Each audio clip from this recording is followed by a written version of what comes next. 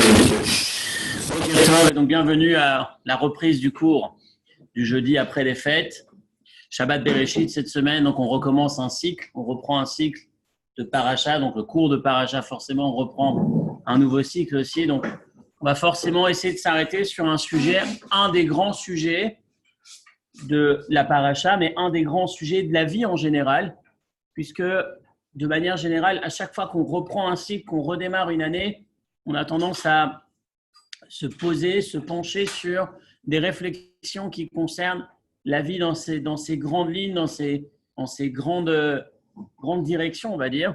Et donc, le sujet dont on va parler aujourd'hui, c'est la paracha de la semaine, dans laquelle il est question de la création du monde, mais de la création de l'être humain et du commandement, qui sera le fil conducteur du cours de ce matin, du commandement que Dieu donne au premier homme et à la première femme, fructifiez-vous et multipliez-vous, l'obligation, la mitzvah de la Torah, la première mitzvah, d'avoir des enfants. On va s'arrêter sur le sujet sous différents angles, on va dire. Il y aura forcément l'aspect difficulté, les difficultés que représente cette mitzvah. On va s'apercevoir que la Torah les soulève. On va regarder, on va étudier aujourd'hui une approche assez intéressante où on va voir que dans le texte, finalement, la Torah met en avant, exprime les difficultés que peuvent avoir un couple, que peut rencontrer l'un ou l'autre du couple, ou les membres du couple, à se faire à l'idée d'avoir un enfant. Les difficultés que représente avoir un enfant, on va voir qu'elles sont pensées, si on peut dire, considérées par la Torah, en tout cas prises en considération, notées. Et puis on va voir la valeur que représente cet enfant, ces enfants. Combien d'enfants? On va essayer de survoler l'ensemble du sujet. Je vous invite à vous asseoir. Il doit y avoir encore des places derrière, comme ça vous vous installez tranquillement. Bonjour. Voilà. Donc, nous vivons une période, ces dernières années, où les leaders, certains des leaders européens en particulier, ont ouvert la voie ou ont mis en avant, si on peut dire, un phénomène qui existait déjà, qui avait tendance à se développer en Occident de manière générale, mais qui a atteint un certain niveau quand on regarde effectivement le choix ou ces fameux leaders dans ce monde européen. Je fais référence à la notion de la paternité ou de la parentalité, le fait d'avoir des enfants. On va s'apercevoir qu'effectivement, quand Emmanuel Macron devient président de la République, effectivement, il y a le fait qu'il soit jeune, mais il y a aussi le fait qu'il soit lui-même pas père, qu'il n'ait pas d'enfant. On va s'apercevoir, pour ceux qui scrutent cette actualité, que ce n'est pas le premier, qu'on a déjà Merkel en Allemagne et qu'on avait à cette époque Theresa May en Angleterre. De manière générale, quand on regarde les chiffres, c'est assez intéressant. De manière générale, le nombre d'enfants qu'ont les parents actuellement, la moyenne, on va dire, en Occident, c'est, selon les chiffres, c'est entre 1,5 et 1,8, 1,5, 1,8 par famille, ce qui veut dire que finalement, lorsqu'on a 2 parents, on aura forcément, en moyenne, moins de 2 individus par la suite. Ce qui veut dire qu'à un moment donné, on se retrouve avec plus de grands-parents que de petits-enfants. Ce qui veut dire que petit à petit, en théorie, il y a plus de personnes qui nous quittent que de personnes qui arrivent. Encore une fois, je ne suis pas en train de faire de la sociologie.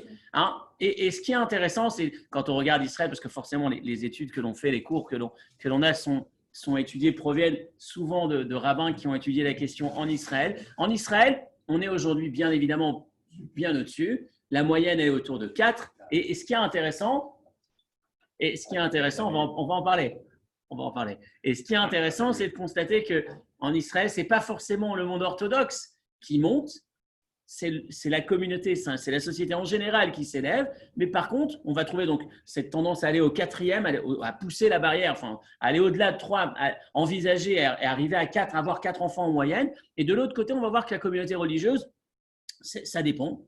En tout cas, il y a une tendance à ne pas aller aussi haut que ce qu'elle avait tendance à pouvoir aller dans le passé. Ça a tendance à plutôt se stabiliser ou peut-être même un petit peu régresser. Pourquoi est-ce que je présente ces chiffres? Pas parce que le sujet de ce matin, ce n'est pas les chiffres, mais c'est effectivement la mitzvah, la première mitzvah de la Torah, on va en parler, le fait d'avoir des enfants. Pourquoi est-ce qu'on a tellement de difficultés à souhaiter avoir des enfants? aujourd'hui, il y a différents facteurs qui sont forcément, encore une fois, on va en discuter de manière ouverte. L'objectif, ce n'est pas de se mettre des œillères et de se dire, mais non, il n'y a aucun problème, on veut tous avoir plein d'enfants, mais ça ne vient pas. On va essayer d'en parler de la manière la plus ouverte, en tout cas, d'évoquer les problèmes, les difficultés auxquelles le couple peut être confronté, la réflexion qui peut alimenter ce couple qui se pose la question, oui ou non, un enfant. Et l'objectif du cours n'est pas que… je suis obligé de mettre ce disclaimer au début du cours, comme à chaque fois qu'on traite de sujets qui peuvent être parfois délicats. Il n'y a jamais de jugement dans l'ensemble du cours, que ce soit bien clair, hein, on n'est pas en train de remettre en question ce qui a pu être fait. On est là plus pour réfléchir, pour inspirer l'avenir et en même temps se poser la question sur la place, la valeur d'un enfant, le regard qu'on peut porter sur un enfant, indépendamment du fait de l'avoir ou pas. De lui donner naissance ou pas, mais le fait de le regarder peut-être sous un angle différent, regarder la création, le monde sous un angle différent. Je referme cette parenthèse et je continue sur notre étude. Le premier problème qui va se présenter à nous individus, mari ou femme, quand on se pose la question oui ou non pour avoir un enfant supplémentaire, c'est forcément, et c'est typique à notre génération, c'est pour ça que les chiffres que j'ai donnés, c'est les chiffres actuels qui sont en baisse par rapport à ce qu'on a pu avoir dans le passé, c'est forcément, premier élément, cette notion d'individualisme. Aujourd'hui, on sait qu'on met l'accent sur l'individu, l'ensemble de la société met l'accent sur les libertés individuelles, sur le développement individuel, et forcément, le fait d'avoir un enfant, ça va à un moment donné prendre sur ma nuit, prendre sur nos nuits, prendre sur des possibilités de développement de carrière qu'on va devoir limiter peut-être, et surtout du point de vue de la femme en particulier. Mais actuellement, effectivement, le premier obstacle, le premier frein, la première difficulté qu'on va rencontrer, c'est celle-là. Et on va s'apercevoir, ce n'est pas la seule, on va en parler, on va en citer 3. De manière générale, le cours d'aujourd'hui, l'organisation du cours d'aujourd'hui, c'est 3 parties en 3 parties. Voilà le plan. On va essayer de faire 3 morceaux. Le premier morceau, c'est l'introduction, les difficultés auxquelles on pourrait spontanément être confronté. Deuxième partie, les difficultés qu'on rencontre dans la manière dont la Torah va traiter ce sujet. Et la troisième partie, c'est les réponses aux difficultés et en même temps les clés pour répondre à nos difficultés, à nos interrogations du début, aux obstacles qui pourraient se présenter à nous. Donc, premier élément, c'est effectivement la notion de liberté supprimée ou en tout cas conditionnée, en tout cas de difficulté à pouvoir utiliser son temps, développer sa carrière, etc.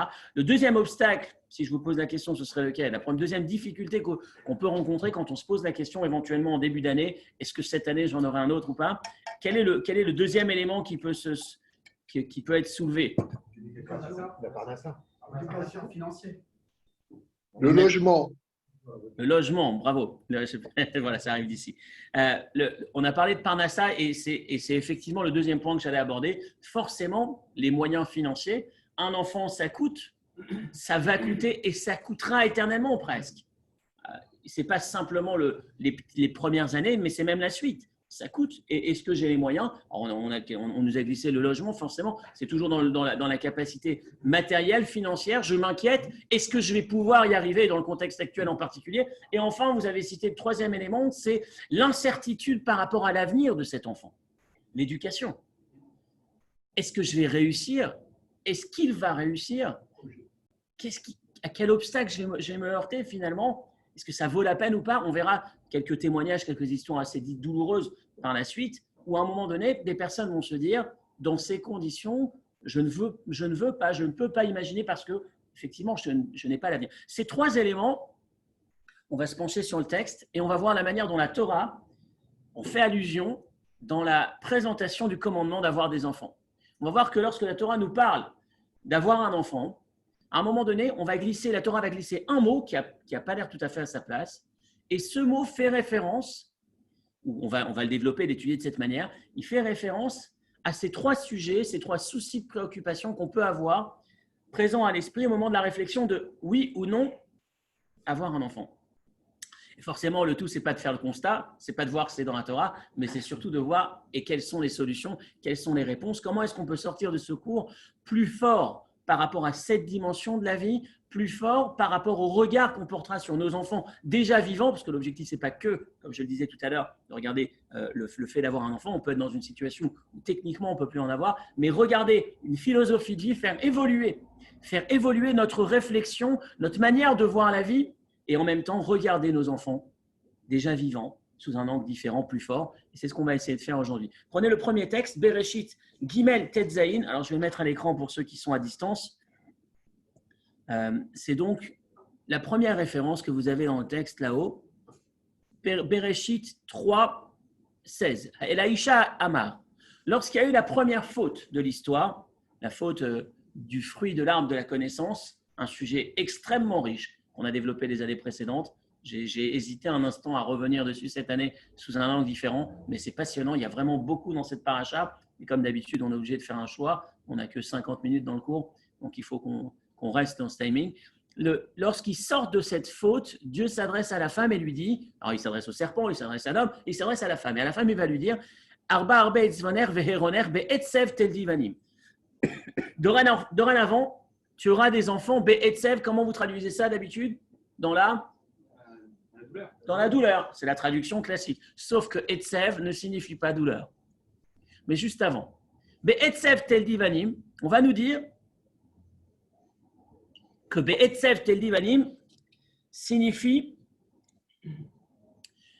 que Dieu prend en considération les fameuses difficultés qu'on peut avoir, les interrogations qu'on peut se poser avant d'avoir un enfant. Be'etsev, je te demande d'avoir un enfant, mais cette mitzvah, tu la réaliseras be'etsev, avec cette difficulté. Etsev signifie tristesse, on va en parler tout de suite. Mais en tout cas, c'est bizarre, c'est étonnant. La Torah ne prend pas en considération le Shabbat que tu vas respecter dans la difficulté. La Torah ne te dit pas respecte Shabbat, ça peut être difficile, mange kasher, ça peut être difficile, mets tes téphilines, ça peut être difficile, ça n'existe pas. Par contre, tel divanim, tu vas avoir des enfants, ce sera be'etsev, il y aura une difficulté. Alors, quelle difficulté? Vous avez dit souffrance, c'est la traduction classique. Non, douleur, non. Et c'est la question qu'on va se poser. Pourquoi la Torah ne dit-elle pas be'etsev au lieu de be'etsev, be'tsar, dans la douleur? On a l'impression que etsev, c'est le mot le plus inapproprié avec la naissance. Tristesse, etsev, mélancolie, déprime. Etsev, c'est l'arrêt de. C'est ça une naissance. Quand on assiste à une naissance, il y a des cris, il y a de la vie, il y a de la joie, ça s'excite, ça s'agite, même s'il y a effectivement une inquiétude. Mais en tout cas, c'est tout sauf etsev, le ralentissement. Et on va s'apercevoir, quand on scrute un peu le premier livre de la Torah, d'autres occasions où le mot etsev est cité. Et on va essayer de faire un parallèle entre tous ces etsev, et vous les avez par la suite. Vous allez avoir le deuxième, Vainachem Hashem ki asa et Adam ba'aretz, lorsque Dieu, à la fin de notre paracha, juste avant le déluge, regrette d'avoir fait l'homme, après les fautes qu'il a fait, lorsqu'il va décider d'envoyer le déluge, le verset dit Vaït atsev el libo. Il va être etsev, il va être triste. Mais quelle tristesse, on va voir. Troisième occasion, vous venez Yaakov, Baoumina Sadek et Shomeram, lorsque les enfants de Yaakov, les frères, les 12 frères, à cette époque, ils sont 11 frères et une fille, Dina, si ma mémoire est bonne. Dina se retrouve enlevée par Shrem, qui va justement fauter avec elle. Et qu'est-ce qui va se passer? Lorsque les frères de Dina apprennent ce qui s'est passé, le verset dit Vaït atsevu, ils ont été tristes. Encore une fois, ce mot etsev. Lorsqu'ils ont appris la faute, le fait que leur sœur ait été enlevée par cet homme qui l'avait kidnappée à ce moment-là. Et enfin, Ve'ata alta atsevu, lorsque les frères de Yosef, alors j'ai un peu survolé tout le livre de Bereshit, pour ceux qui n'ont pas les références en tête, ça peut paraître un peu flou, pas super clair, mais ce n'est pas forcément important d'avoir l'ensemble des détails. Ce qui est intéressant, c'est la suite. Lorsque les frères de Yosef vont découvrir que le premier ministre responsable des récoltes qui joue avec eux depuis quelques semaines, ça n'est rien d'autre que Yosef, c'est le fameux frère qu'ils ont vendu, qui pensait mort, mais qui finalement est en face d'eux. À ce moment-là, qu'est-ce qui est écrit? Ve'ata alta atsevu valicha benechem. Yosef va les rassurer, va leur dire ne soyez pas tristes. Encore une fois, ce etsev. Ne vous inquiétez pas, vous m'avez vendu, c'est pas vous qui m'avez vendu, c'est Dieu qui m'a envoyé ici, etc., etc. Mais il y a encore une fois ce mot etsev. Et on va retrouver dans un commentaire qu'on a ici juste à la suite, qui va dire que le mot etsev, cette fameuse émotion qui est liée à la naissance, mais dont on a a priori beaucoup de difficultés à comprendre la place, le sens de cette émotion dans cet événement, on va voir que c'est le même qu'on va retrouver dans l'ensemble de ces événements cités en référence. C'est quoi ce etsev? Écoutez bien, vous l'avez dans la suite du texte numéro 1, deuxième partie. Etsev pirusho azivat davar benigun irtsono. Etsev est égal avoir à renoncer à quelque chose contraint et forcé. Avoir à renoncer. Je vais avoir moins. Je me sentais grand, je vais devoir me faire plus petit. Je vais devoir prendre sur moi. C'est l'expression, c'est la définition que va donner le commentaire qu'on a sous les yeux sur Etsev. Ce n'est pas juste la tristesse, c'est le fait, la définition de ce Etsev qu'on va retrouver dans l'ensemble des contextes cités en référence, les quatre textes que je viens de vous citer, c'est-à-dire Dieu qui regrette, les frères de Yaakov qui apprennent que leur sœur a été touchée, ou alors Yosef, ses frères, Yosef qui dit à ses frères, ne soyez pas Etsev, ou alors ici, lorsque Dieu dit à la femme, tu vas avoir des enfants et ce sera lié à Etsev, Dieu prend en considération cette dimension de Etsev. À quoi est-ce qu'elle fait référence? Le fait de prendre sur soi, de passer sur soi, de régresser dans un sens, d'être plus petit. J'avais plus, je vais avoir moins. Et effectivement, c'est cette notion de liberté qu'on va perdre, la notion de l'individu qui cède sa place, et on le sait combien est-ce que c'est, plus en particulier pour une femme qui doit passer sur une partie de sa carrière à un moment donné, et puis de manière générale, un confort peut-être. En tout cas, tout ça, c'est dans le premier aspect, Etsev, qui donc fait référence ici à la première difficulté qui se présente au couple, effectivement, cette notion de sacrifice, cette notion d'avoir à prendre sur la dimension de l'importance de l'individu dans le couple, de l'individu dans la société. Je vais devoir me sacrifier, prendre sur moi. Effectivement, c'est le premier obstacle. Et effectivement, on s'aperçoit que la Torah le prend en considération avec Etsev. Ce n'est pas terminé. Deuxième dimension, deuxième difficulté qu'on va avoir, c'est ensuite lorsque la finance, la parnassa, comment est-ce que je vais faire financièrement pour m'en sortir? Et là, vous allez voir que la Gemara va nous citer la référence que vous avez ici du traité Yebamot à la page 65, le texte suivant, toujours dans la première référence. Le texte va dire que Ha'ish metsuve al peya verivia avalo haisha. Celui qui a le commandement d'avoir des enfants, le commandement, l'obligation, c'est l'homme, ça n'est pas la femme. La femme n'en a pas l'obligation. Et là, on va se poser la question, mais une seconde. Si tu dis à l'homme, tu dis que ça revient au même. Moi, je dis pire. Moi, je dis que le problème est différent. Comment est-ce qu'un homme peut avoir l'obligation d'avoir un enfant alors qu'il a forcément besoin d'une femme pour avoir cet enfant et que cette femme n'a pas l'obligation? Et quel est Alors, je sais que tu le sais. Je sais que tu le sais parce que tu as étudié. Une femme qui, à la fin de sa vie, n'a pas eu d'enfant, il n'y a aucun souci. Ce qui n'est pas le cas d'un homme. Oh là. Ça veut dire qu'arrivé à 80 ans, un homme qui a été un tzaddik, il n'a pas eu d'enfant, c'est un rachat.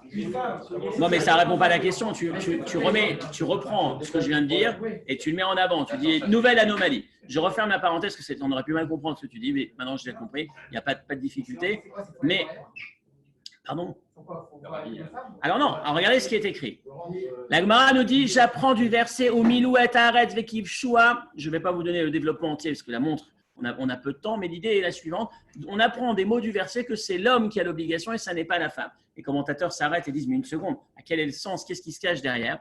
Et vous avez ici la fin de la première référence, le même texte en Yevamot, juste après à Rav Chaim David Alevi, la suite. Boré olam mitbia et atshuka David seetzaim bechol hachaim ale adamot. Dieu a fait en sorte que chaque espèce créée dans l'humanité, pas dans l'humanité, pardon, dans le monde sur Terre, a cette volonté, cette envie de se reproduire. Sauf, ou bimyuchad, forcément, chez l'homme, et aussi en particulier chez la femme. Et là, chez mitzvazo kasha beyoter ou bimyuchad alaish, mais cette mitzvah est très difficile, en particulier sur l'homme, qui va chez Achanat Atashtit Akalkalit Levinyan Abayit Mutelet Alav, qui sent sur lui la responsabilité d'assurer la survie matérielle, financière de son foyer. Et c'est la raison pour laquelle la Torah insiste en mettant, selon ce commentaire, mais c'est un commentaire assez atypique mais qui est très intéressant. En fait, l'homme et la femme, les deux ont le commandement, les deux ont envie d'avoir des enfants. Pourquoi est-ce que le commandement se pose sur un et pas sur l'autre? Parce que dans ce commentaire, il y en avait d'autres qu'on a vu dans le passé, mais celui-ci, ce qu'il met en avant, c'est que l'homme a besoin de ce coup de pouce supplémentaire parce qu'il a sur lui cette responsabilité, il se sent cette responsabilité des finances de la maison Et c'est pour cela que la Torah va lui donner à lui le commandement pour le pousser, pour Veyumit Gabri Machukata Mativit Amit Tzetaim. Ça veut dire que s'il n'y avait pas eu ce commandement, on aurait pu être dans une situation où un homme s'empêcherait, maîtriserait sa pulsion, j'ai envie de dire, naturelle d'avoir envie d'avoir des enfants, par sa crainte de est-ce que je vais pouvoir assumer financièrement. Hein, c'est vrai que c'est typiquement dans la nature de l'homme. Donc, qu'est-ce qu'on voit dans ce deuxième point? Pourquoi est-ce que j'ai soulevé ce deuxième point? On voit que la deuxième préoccupation que vous avez évoquée tout à l'heure, la parnassa, elle n'est pas négligée par la Torah. Elle est prise en compte, puisqu'on voit que la Torah va donner un commandement. Ça veut dire qu'elle n'ignore pas, elle ne demande pas, tiens, ferme ta bouche, pose pas de questions, il n'y a pas de difficulté, tu dois avoir un enfant, tu vas avoir envie d'un… Non, la Torah constate, admet la réalité. On n'est pas dans cette forme de déni. Elle accepte, dans un sens, que ce soit difficile de ce point de vue-là. Et enfin, le troisième point, très intéressant, c'est la fin du déluge. C'est Bereshit Ret, juste avant la deuxième référence. Lorsque Noach et sa femme et sa famille sortent de l'arche, on s'aperçoit qu'il y a les hommes d'un côté et les femmes de l'autre. Regardez, Vayetse Noach Uvanav veishto Shevanav ito. Vayetse Noach, dans un premier temps, il y a Noach qui sort, Uvanav et ses enfants, les hommes, les garçons. Veishto, ensuite il y a sa femme et les femmes de ses fils. Alors, vous savez que Noach avait 3 garçons. Donc il y a Noach et ses garçons qui sortent, il y a sa femme et ses belles-filles qui sortent. Pourquoi cela? Le Malbim va dire, chez l'Oratza les Daveg les Ishto, parce qu'à partir du déluge, ils ont pris, Noach ne voulait plus envisager de procréation parce qu'il s'est dit, si c'est ça le monde et si c'est ça le devenir de l'humanité, la faute, le péché et la destruction, ça ne sert à rien. Autrement dit, cette troisième question, troisième préoccupation qu'on a évoquée tout à l'heure, la difficulté qu'on a, la difficulté que l'on peut rencontrer, que l'on peut avoir en se disant, mais l'avenir de ces enfants, comment est-ce qu'on va faire? Tu me demandes d'avoir un enfant, on envisage, on a un projet, tiens, cette année, on va avoir un enfant, mais qui me dit comment est-ce qu'ils vont grandir? J'ai des difficultés lorsqu'ils sont petits et j'ai peut-être aussi des difficultés de quand ils seront plus grands. Petits enfants, petites difficultés, grands enfants. Non, je ne vais pas dire ça quand même. Ça vient d'où? Ça ne va pas la Torah du tout, ça. Et Noé, par la suite, il a voulu faire des enfants. Petits, tu les… Non, ce qui est intéressant… Bon, il y a pas mal de choses. Moi. En tout cas, ce qu'on retrouve… Pardon.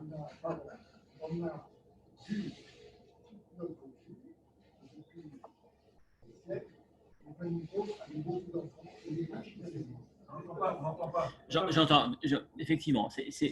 Beaucoup d'enfants, les riches, pas d'enfants. Non, c'est pas contraire. Il y a des familles pauvres. Moi, je me souviens, par exemple, des familles pauvres avaient 5, 10, 12 enfants. Les familles riches avaient 3, 4 enfants. Ça avait été là. Les femmes n'ont pas à ça. Non, encore une fois, on a évoqué 3. On a un problème d'éducation. Effectivement, on a évoqué 3 difficultés majeures, 3 éléments qui préoccupent l'individu. Le premier, sa liberté. Le deuxième, enfin, liberté et carrière. Le deuxième, la finance. Le troisième, l'avenir, l'incertitude par rapport à l'avenir. On vient de constater que dans la Torah, c'était présent. Maintenant, on avance vers la réponse une fois qu'on a fait cette introduction. Entre parenthèses, je voudrais quand même citer juste un chiffre très intéressant. Toys R Us aux États-Unis s'est écroulé à un moment donné, en tout cas, a eu une très grande difficulté. Je n'ai pas exactement le détail, mais en gros, il comptait 700 magasins dans un premier temps, puis ensuite, apparemment, il y a une grande chute. Mais quand on pose la question, ce qui est intéressant, c'est quand on pose la question, qu'est-ce qui a déclenché cette chute? C'était pas, on aurait pu imaginer que c'est l'importation de Chine, etc., etc.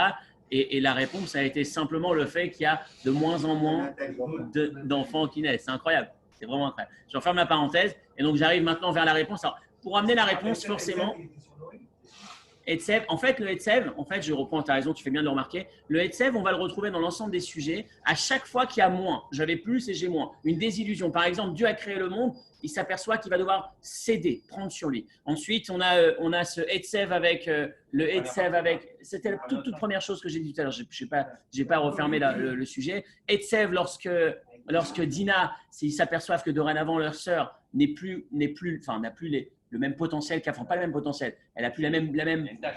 Elle a été abîmée quelque part.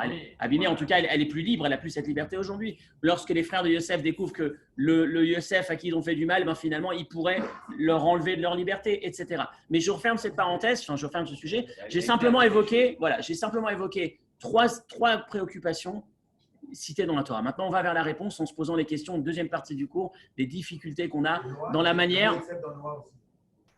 Tu as parlé de Noah. Non. Qui, en voyant le monde détruit… C'est Dieu, c'est Dieu, c'est Dieu. Ah non, non, ça sur les enfants, j'ai cité ça. Oh, excusez-moi, on est en train de se perdre.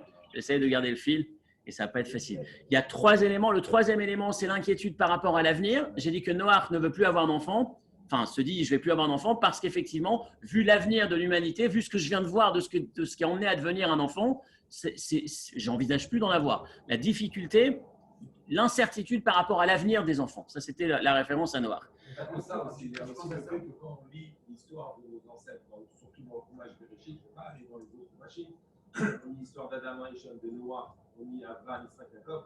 On lit qu'ils ont eu des enfants avec la bénédiction de Hachem, mais qu'il n'y a jamais eu de problème financier les concernant, parce qu'il y avait toujours Hachem qui les accompagnait. Et on voit que tous ces ancêtres-là qu'on a eu, les patriarches avant et après, ils étaient extrêmement riches, ils avaient des richesses extrêmement importantes. Donc le côté comment je vais faire pour donner à manger à mes enfants ou comment je vais faire pour les loger ne se posait pas cette question. Chez eux, effectivement, mais on s'aperçoit que malgré tout, la Torah le prend en considération puisqu'elle donne le commandement à l'homme. Et on a vu le commentaire qui disait pourquoi l'homme? Parce que l'homme s'inquiète par nature pour le devenir financier de son foyer. Donc effectivement, même si eux n'avaient pas ces problèmes, la Torah considère ces problèmes, prend en considération, en tout cas en allusion, puisqu'elle nous donne ce commandement. Donc, jusque-là, on a simplement dressé les difficultés, les obstacles potentiels, et ces obstacles tels que cités, en tout cas pris en considération par la Torah. Maintenant, on va vers la réponse en se posant, c'est la deuxième partie du cours, 3 questions. Excusez-moi, encore une fois, le plan est un peu complexe. Il y a 3 questions sur la manière dont la Torah traite le sujet de Pérou Urvu. Première question, Pérou Urvu, qui signifie l'obligation d'avoir des enfants. Première difficulté, c'est l'emplacement de cette mitzvah. Vous avez le premier chapitre de la Torah. Tout le premier chapitre, c'est la création du monde. Dieu qui crée le monde. Dieu qui donne les fondements, si on peut dire, les 10 paroles qui vont créer le monde. 30 versets presque pour nous dire ça, sauf les 3 derniers versets. Dieu qui demande d'avoir des enfants. Pourquoi le commandement est positionné dans le premier chapitre, qui normalement n'est pas celui des commandements? Le premier chapitre, c'est le récit de la création du monde. Lorsque Dieu crée, pourquoi est-ce que dans le passage où Dieu crée, on a l'obligation d'avoir des enfants? Toutes les mitzvot de la Torah attendront 1 livre et demi. On est dans 1 livre et quart, dans le Shemot Parashat Bo. Première mitzvah, premier commandement, tous les commandements n'arriveront que plus tard. Mais celui-ci arrive ici, alors qu'on est encore dans Dieu qui crée. Quel est le rapport entre Dieu qui crée, dans le verbe, pourquoi est-ce qu'on n'attend pas le chapitre d'après? Pourquoi est-ce qu'on est encore dans ce premier chapitre? C'est notre première question. Notre deuxième question, c'est lorsqu'on s'aperçoit que Pérou Urvu, ce commandement d'avoir des enfants, a été donné dans le premier chapitre et va être donné à nouveau à Noach à la sortie du déluge. À la sortie de l'arche, Dieu va lui donner une nouvelle fois le même commandement mot pour mot qu'il a donné à Adam et Chava, aux 2 premiers êtres humains. Enfin, pourquoi est-ce qu'il a besoin de répéter mot pour mot? Les commandements ne sont pas répétés de génération en génération. Je les ai donnés au premier, le premier a transmis et c'est resté, c'est instauré. Pourquoi est-ce qu'il a besoin de répéter mot pour mot? Donc dans le texte, mais ils ont entendu, Noach est descendant de Adam et donc il est au courant qu'il y a une mitzvah, que Dieu a demandé qu'on ait des enfants, une mitzvah générale, une mitzvah à l'ensemble de l'humanité. Effectivement, ouais. Il y avait la peur de si on repeuple la terre et que la terre redevient aussi mauvaise qu'elle l'était. Ça, c'était Noach qui était inquiet. Mais ma question, c'est Dieu, pourquoi est-ce qu'il répète mot pour mot le même commandement qu'il a donné à Adam? Pourquoi est-ce qu'il répète? Ça peut être par rapport à l'inquiétude, mais malgré tout, ça reste atypique, puisque même si l'inquiétude est là, on s'aperçoit que la Torah, de manière générale, ne répète pas le commandement. Elle le donne une fois qu'il est donné, il est là, et ensuite il aurait même il aurait dû différencier entre Adam et Noah la proposition. Ou différencier la formule. C'est plus la même. Il aurait dû modifier ça. Effectivement, donc c'est notre deuxième question.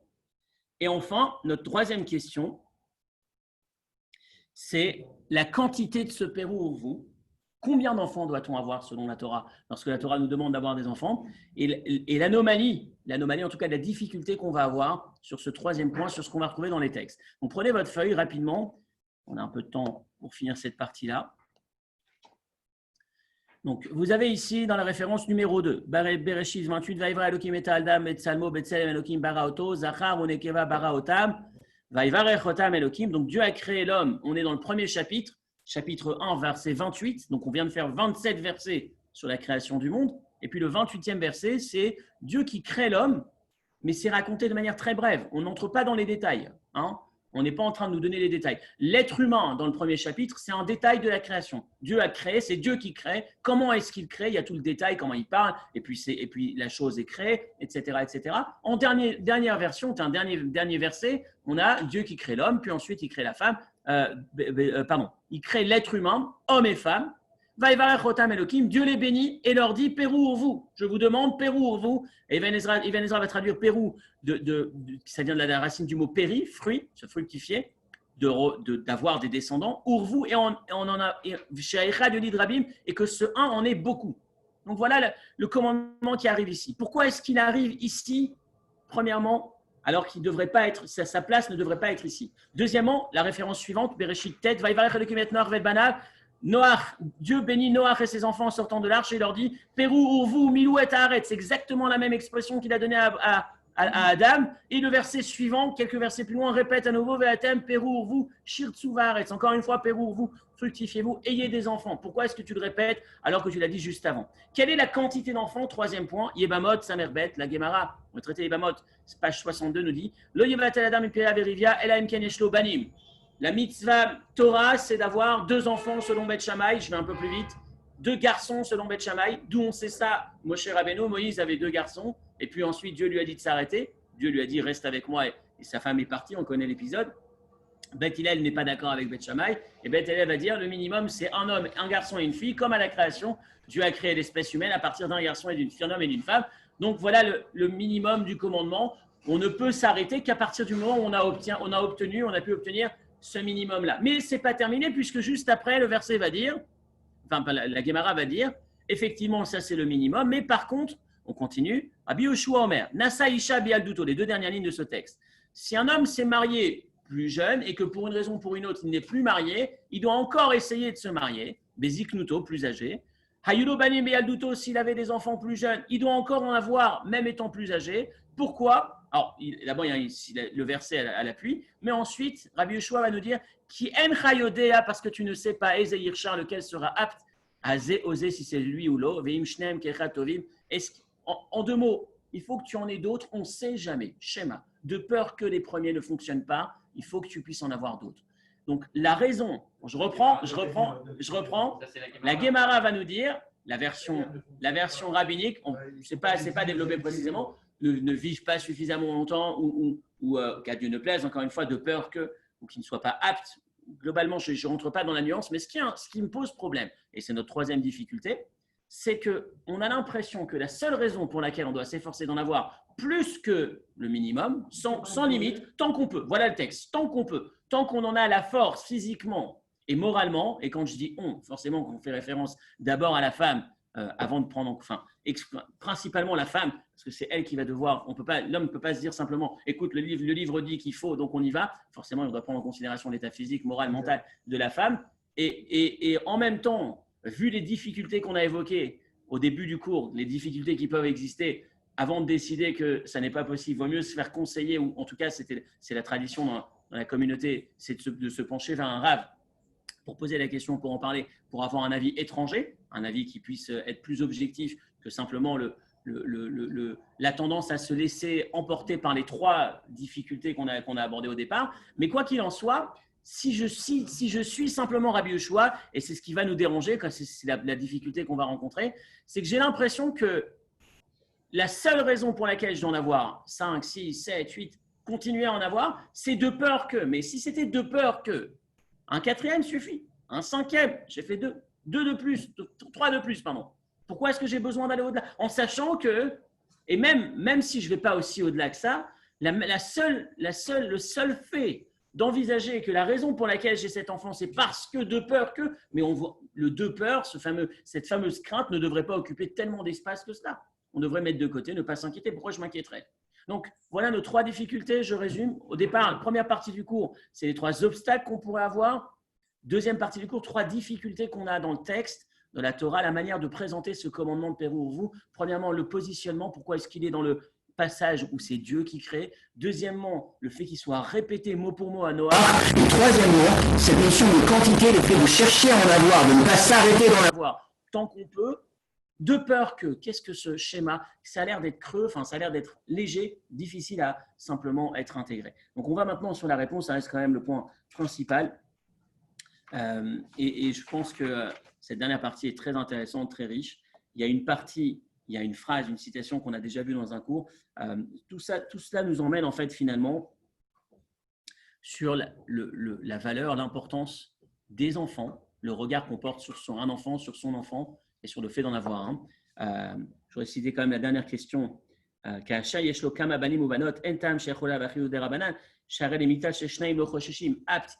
L'explication, c'est plus la mortalité, le fait qu'ils ne tiennent pas, qu'ils ne durent pas.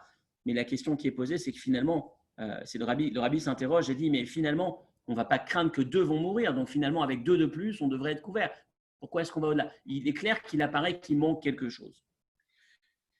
À aucun moment on fait référence à la Emouna d'abord. Les enfants, il y a deux mitzvahs dont Hachem il pourvoit, c'est la tzedaka et l'éducation des enfants. Alors regarde, le cours d'aujourd'hui, je pense qu'il est sur ça.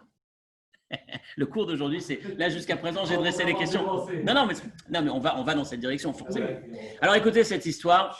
Il nous reste 10 minutes pour aller au bout. On va essayer d'y arriver. Très très jolie, très très belle image que j'ai découverte cette semaine. C'est un chercheur. Je pense qu'elle va vous plaire. C'est un chercheur qui est dans son bureau en train de travailler sur un sujet prenant. Vous la connaissez peut-être déjà, mais bon. Il est très préoccupé, très concentré et il a son petit garçon, 6 ans, 7 ans, qui lui casse les pieds, qui l'embête, qui le dérange, qui l'empêche de travailler. Et donc le père, au bout d'un moment, une fois qu'il l'a envoyé 1 fois, 2 fois, 3 fois chercher quelque chose, jouer à droite, jouer à gauche, il se dit, j'ai la solution. Il dit, mon fils, tu vas ici, tiens. Il décroche un plan du monde, une carte du monde. Il prend un ciseau, il découpe la carte en petits morceaux et il dit à son fils, tiens, je t'ai fait un puzzle, va me rétablir le monde. Normalement, il en a pour 1 semaine au minimum. Le gosse, il a 6 ans, qu'est-ce qu'il connaît de la carte du monde? Combien est-ce qu'il est capable de en faire?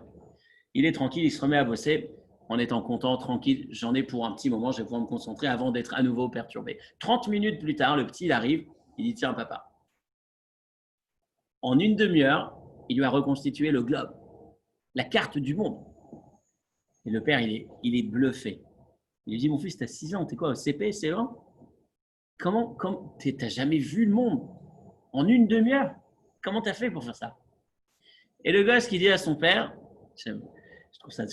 l'image est magnifique et la chute est magnifique aussi, la conséquence de cette histoire. Il lui dit, papa, au départ, j'étais devant les pièces, je savais pas par où commencer. Je suis resté 25 minutes devant la carte sans savoir quoi faire. Et puis ensuite, j'ai retourné la carte et je me suis aperçu qu'il y avait le visage d'un homme. Et donc, j'ai retourné, j'ai recollé, j'ai reconstitué le visage de l'homme. Et en retournant, j'ai redécouvert la carte du monde.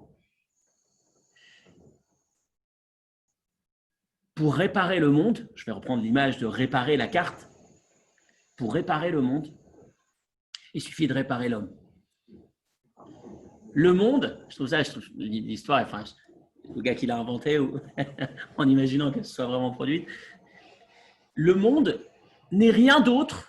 Dieu a créé le monde. Ça veut dire quoi, Dieu crée le monde? On a l'impression qu'il a créé le monde est là.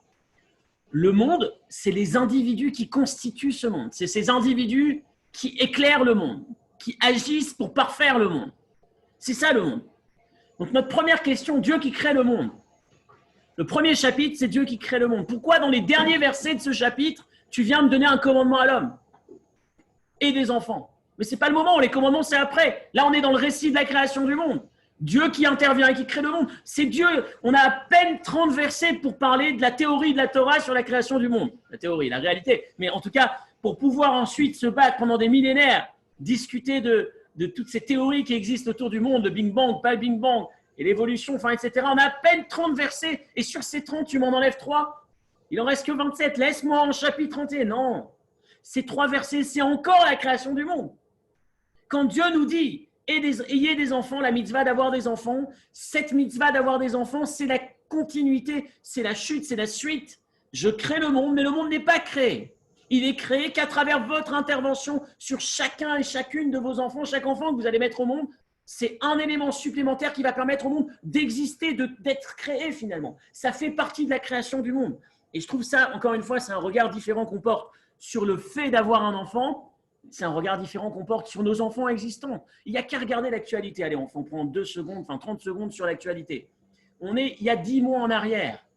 Un petit individu, c'est incroyable, on en reparle régulièrement de ce sujet. C'est un petit monsieur qui va au marché, enfin, selon la théorie qu'on connaît.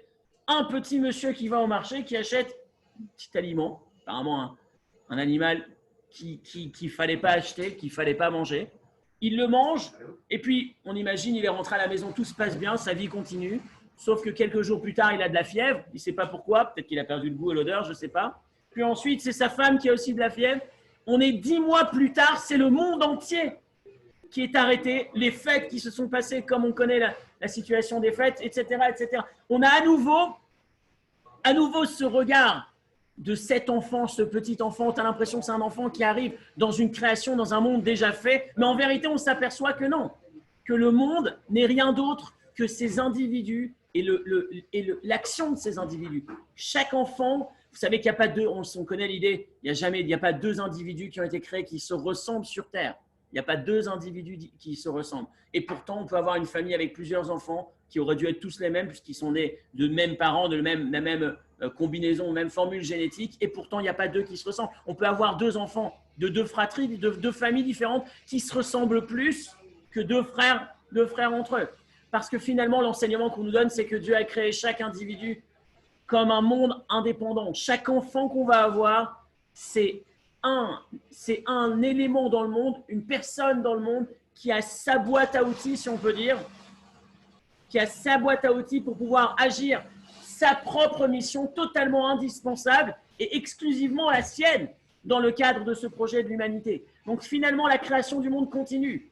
La création du monde continue, c'est ce regard que Dieu souhaite qu'on porte sur chacun de nos enfants, sur chacun de nos enfants à venir ou sur chacun de nos enfants existants finalement. C'est comprendre que c'est ça ce qu'on appelle créer le monde. Et en fait,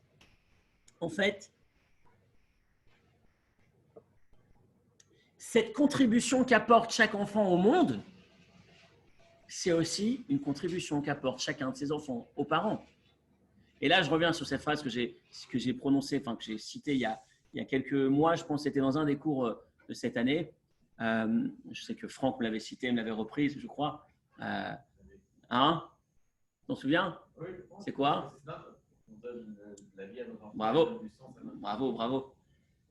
Les parents donnent la vie aux enfants et les enfants donnent du sens à la vie des parents. J'en ajoute une deuxième aujourd'hui. C'est marrant que tu me dis cette phrase parce que hier, je l'ai citée à des gens. C'est grâce à toi parce que j'en étais souvenu. Et c'est étonnant cette coïncidence. Hier soir, à minuit et demi, j'ai écrit cette phrase à des gens. Eh ben, aujourd'hui, tu auras la seconde partie. Et grâce à quoi? Grâce à l'étude. Les parents ont des enfants petits et les enfants font des parents des grands. Les parents, pourquoi? Des enfants petits.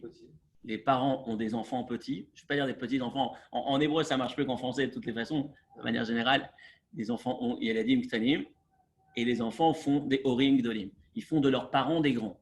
Finalement, cette contribution, la contribution, la création du monde qui est faite à travers chaque enfant, c'est aussi le retour, si on peut dire, que vont avoir ses parents. Et là, je reviens en même temps, j'embraye un peu sur la dernière partie qui est répondre aux préoccupations du début. C'est vrai qu'il y a une forme d'investissement sur le premier problème. Investissement, on a parlé tout à l'heure de se mettre en retrait, perdre un petit peu de soi, se sacrifier, on a dit tout à l'heure, d'une certaine manière, sur ses libertés ou sur son confort.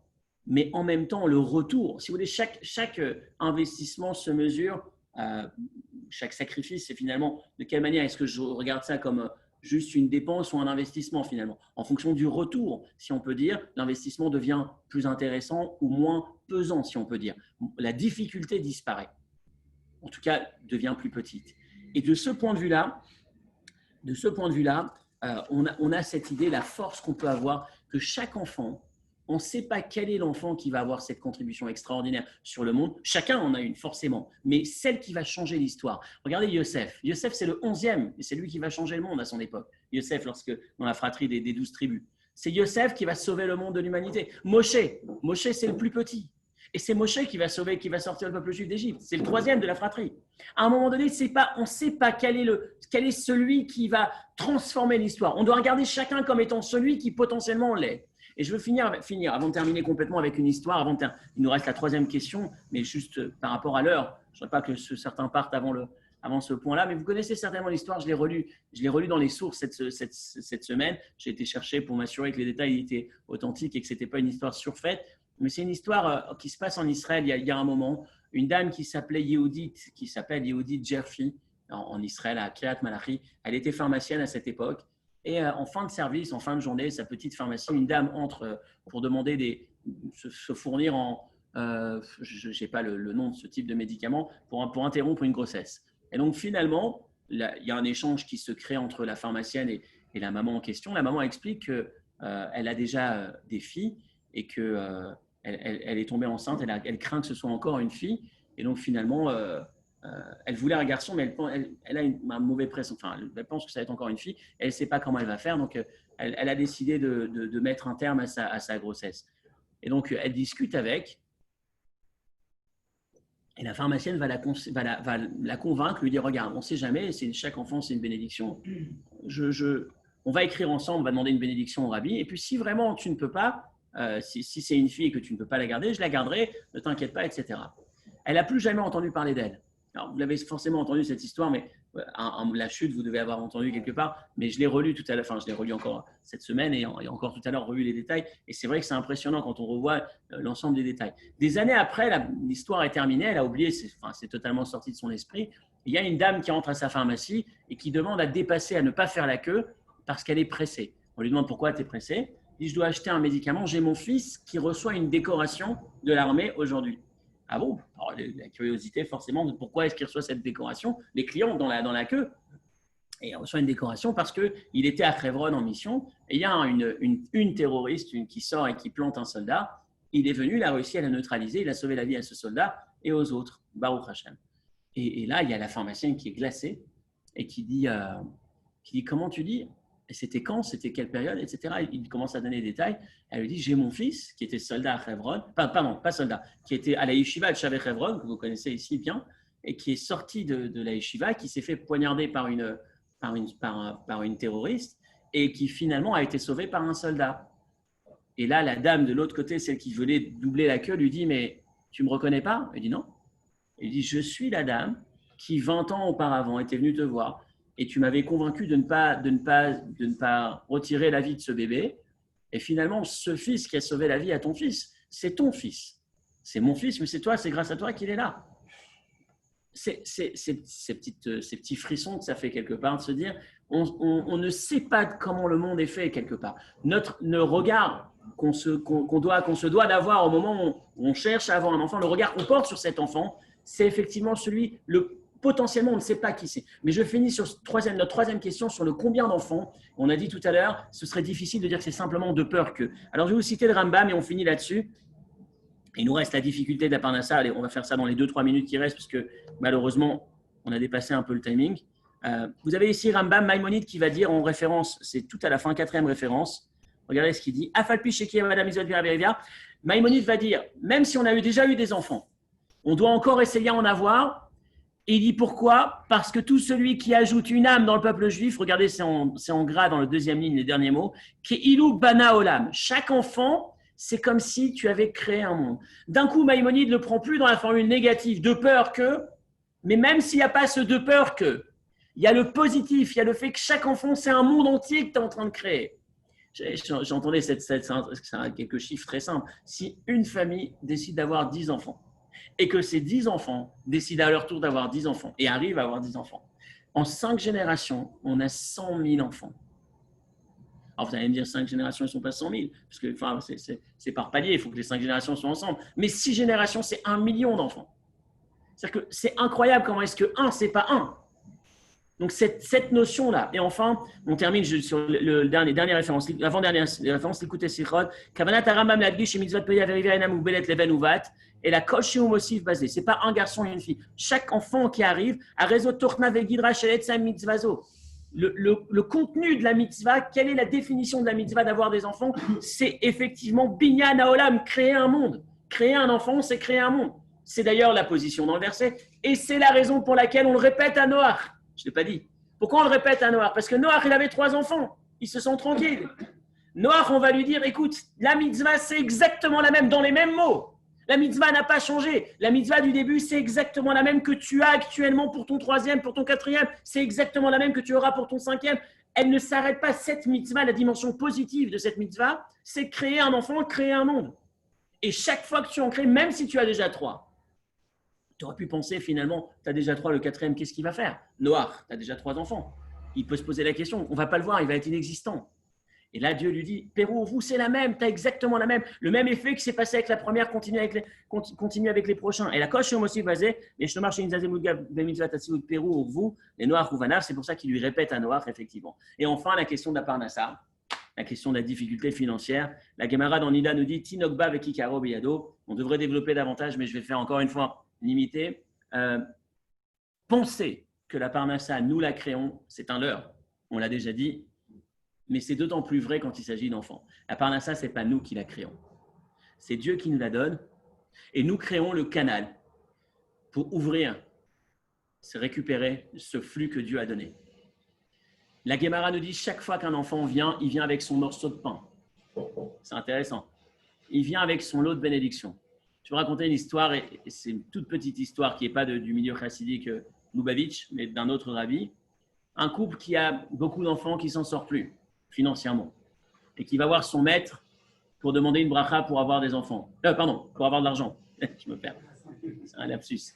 Il dit, on ne s'en sort plus et tout. Et le rabbi leur dit, il faudrait peut-être envisager d'avoir un enfant supplémentaire. Ils ne comprennent pas ce qui se passe, mais leur rabbi a dit, ils ont un enfant supplémentaire quelque temps plus tard et dans ses affaires, ça marche, il fait un beau deal et il devient riche. Les disciples vont voir le maître et lui disent, Rabbi, on n'a pas compris. Ils sont venus te voir avec un problème. Ils ont trop d'enfants, pas assez d'argent. C'est quoi la logique de ta réponse? Et leur rabbi va leur dire, écoutez ça, j'ai vu dans le ciel, on parle de Tzadikim, qu'il y avait une réserve qui était là pour eux. Dieu avait décidé qu'ils soient riches, mais il leur manquait le canal. Ça s'était pas déclenché, c'était là, mais ça ne pouvait pas descendre. Et comme avoir un enfant, c'est déclencher un nouveau canal, le fait qu'ils aient eu cet enfant, ils ont pu bénéficier de cette beracha. Regardez la vie, à notre niveau, je ne parle pas forcément d'aller dans des miracles, mais de manière même rationnelle, plus ou moins rationnelle. Un enfant, ça coûte, c'est sûr. Mais la bracha, elle vient de Dieu. Le travail qu'on fait, on sait très bien. Des jours, on va s'acharner dans le boulot, on va gagner peu. Des jours, on va faire un peu moins et on va gagner beaucoup. On va faire l'opportunité du siècle, peut-être pas du siècle, mais en tout cas, il y a des opportunités qui sont plus importantes que d'autres, qui se présentent à nous, on n'est pas forcément acteur de cette réussite. On sait que c'est Dieu qui est derrière. Alors, un peu plus de Emouna, réétudions ce cours, et quand on met dans la balance tout ce qu'on a mis dans la balance, tout ce dont on a parlé, on s'aperçoit que finalement, ce souci ou cette préoccupation, même si elle a sa place, on peut effectivement y remédier, on peut la dépasser. Donc, on a construit le cours en 3 temps. Je répète, 3 temps fois 3 temps dans chacun de ces temps. On avait 3 préoccupations au départ. La préoccupation des individus, des libertés, si on peut dire, la préoccupation financière et le devenir, l'avenir. On avait le deuxième temps qui était les 3 questions sur le texte. Pérou, Urvu, pourquoi est-ce que c'est dans le chapitre de la création? Deuxièmement, pourquoi on répète à Noach les mêmes mots? Troisièmement, cette notion de quantité, en avoir beaucoup, de peur que ça dérangeait. Et on a répondu à ces 3 questions, en disant qu'effectivement, avoir un enfant, ça fait partie de la création parce qu'un enfant, c'est créer un monde. En disant qu'on le répète à Noach parce qu'effectivement, même si tu en as déjà 3, c'est toujours la mitzvah qui continue parce que c'est créer un enfant, c'est créer un monde. Et c'est effectivement, on ne sait pas quel est celui qui va, à sa manière, refaire l'histoire, créer le monde. Et enfin, cette notion de quantité, en citant Maïmonide qui dit que ce n'est pas simplement le de peur que, mais c'est créer un monde à chaque fois. Et on répond au travers de cela à nos 3 inquiétudes du début. Effectivement, je perds un peu de ma liberté. mais le jeu en vaut. Enfin, finalement, l'investissement est considéré comme valable. Enfin, c'est plus préoccupant parce que je ne sacrifie pas tant que ça, puisque le retour est tellement grand, tellement beau sur le monde et sur nous en tant que parents. Et sur le deuxième point de la Parnassa, on a vu que c'était Dieu qui donnait la Parnassa et que ce n'était pas nous qui la créons. Et finalement, avoir un enfant, c'est ouvrir un nouveau canal pour une nouvelle bénédiction. Et quant au troisième risque, sur le devenir, sur l'avenir de l'éducation, qu'est-ce qu'ils deviendront à notre niveau, notre devoir, c'est toujours effectivement d'agir, d'avancer dans cette direction. Et Akadosh Baruch Hu apporte la bracha derrière. On se doit de continuer à avancer dans cette direction. Shabbat Shalom à tous. Si chacun peut débarrasser un petit peu de sa table, c'est